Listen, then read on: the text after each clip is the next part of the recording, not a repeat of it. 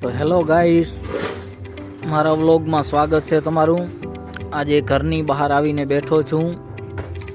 તો 1 વર્ષ થઈ ગયો છે આજે મારો પગ ફ્રેક્ચર થયો એને તમે જોઈ શકો છો।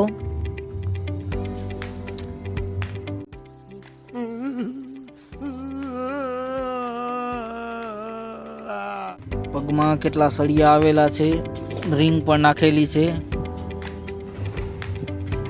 હજી કાંઈ કહી નથી શકાતું કે કેટલો ટાઈમ લાગશે।